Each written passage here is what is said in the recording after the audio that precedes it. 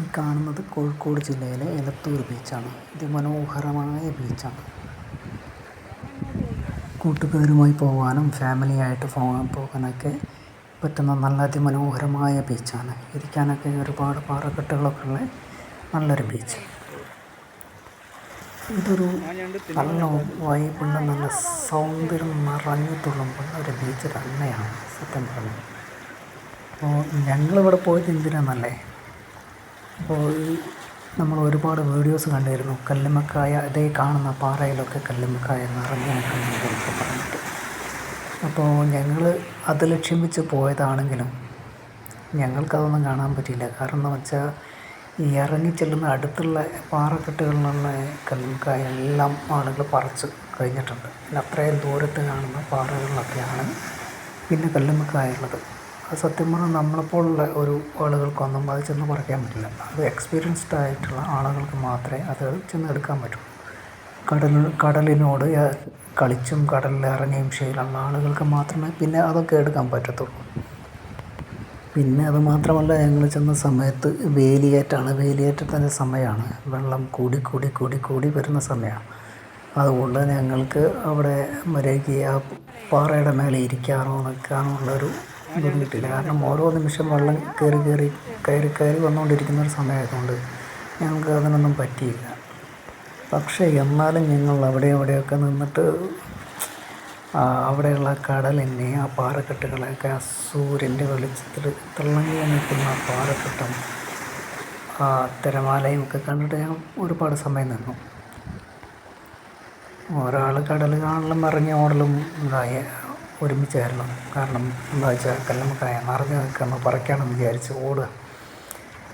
കത്തിയും കോടാലിയൊക്കെ ആയിട്ടാണ് പോയതെങ്കിലും കത്തിയും കോടാലിയും ചാക്കും കൊണ്ട് ഞങ്ങൾ തിരിച്ചു പോകേണ്ട ഗതികേടായി. അതുപോട്ടെ, ഇത്രയും സൗന്ദര്യമുള്ളൊരു ബീച്ചിൽ കുറച്ച് നേരമെങ്കിലും സമയം സ്പെൻഡ് ചെയ്യാൻ പറ്റിയതിൽ നമുക്ക് ഒരുപാട് സന്തോഷമായിട്ടോ. ചെന്ന സമയത്തൊന്നും മുതൽ ഇവിടെ ഒരാൾ ചൂണ്ടയിട്ട് മീനിനെ പിടിച്ചുകൊണ്ടിരിക്കുന്നുണ്ട്. കിട്ടുന്നുണ്ടോയെന്ന് വെച്ചാൽ ഇടയ്ക്കൊക്കെ ഓരോന്ന് കിട്ടുന്നുണ്ട്. ഇതിപ്പോൾ വേലിയേറ്റത്തിൻ്റെ സമയമായതുകൊണ്ട് ഞങ്ങൾ ഇറങ്ങുന്ന സമയത്ത് ഇത്രയൊന്നും വെള്ളമില്ല കേട്ടോ. ഇറങ്ങുന്ന സമയത്ത് കുറച്ച് അങ്ങോട്ടായിരുന്നു, വെള്ളമൊക്കെ കുറച്ച് അങ്ങോട്ടായിരുന്നു. പിന്നെ കയറി ഇങ്ങോട്ട് വന്നിട്ടുണ്ട്. ഞങ്ങൾ ആ പാറക്കെട്ടിലൊക്കെ നിന്നിട്ട് കുറച്ച് സമയം വീഡിയോസും ഫോട്ടോസൊക്കെ എടുത്ത് കണ്ടോ. ഞങ്ങൾ ചെല്ലുന്ന സമയത്ത് കുറേ താഴത്തായിരുന്നു. അപ്പം ഞാൻ ആ ഒരു ഇത് വെച്ചിട്ടാണ് അങ്ങോട്ട് ഇറങ്ങി ചെന്നത്. പിന്നെ അടുത്ത തിരമാല എന്നെ നനച്ച് വിട്ടു.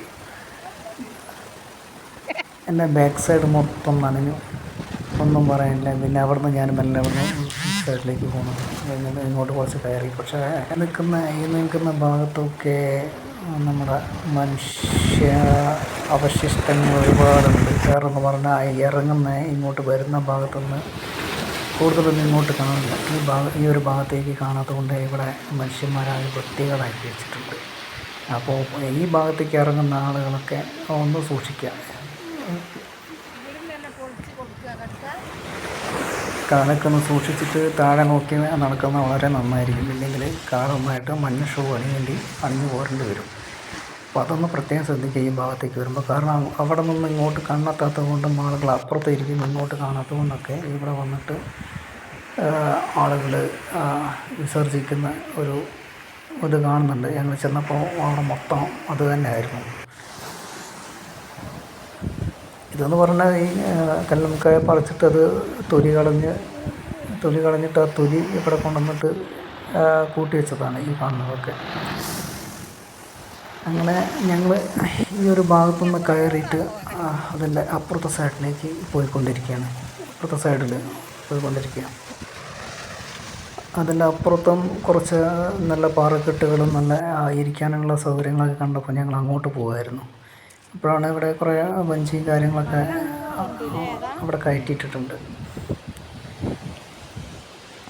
ഞങ്ങൾ അത് കഴിഞ്ഞ് ഇതിൻ്റെ അപ്പുറത്തേക്ക് പോയിട്ട് ഈ കാണുന്നതൊക്കെ അതിൻ്റെ മറ്റൊരു ഭാഗമാണ്.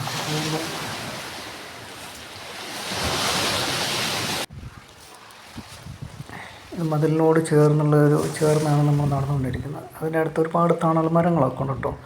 ചെന്നിരിക്കാനും നമുക്ക് സംസാരിച്ചിരിക്കാനൊക്കെ ഒരുപാട് തണൽ മരങ്ങളും ആ ഭാഗത്തുണ്ട്. അങ്ങനെ അവിടെ ചെന്നപ്പോൾ ആ ഒരു ഭാഗത്താണ് ഈ കാണുന്ന പാറക്കൂട്ടങ്ങൾ കാണുന്നത്. ഇതിലും നിറച്ച് തെങ്ങിൻകായ ഒക്കെ ഉണ്ടായിരുന്നു.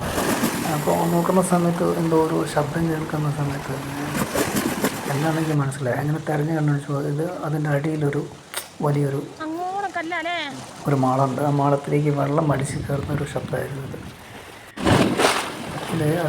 അത് കഴിഞ്ഞ് കുറച്ച് മുന്നോട്ട് പോയപ്പോൾ കണ്ടോ ഈ ഒരു ഹോളിലൂടെ മേലോട്ട് വരുന്നത് ഒരു പ്രത്യേക സൗണ്ടുണ്ട് അതിനോട്ട് വരുന്നതിന്.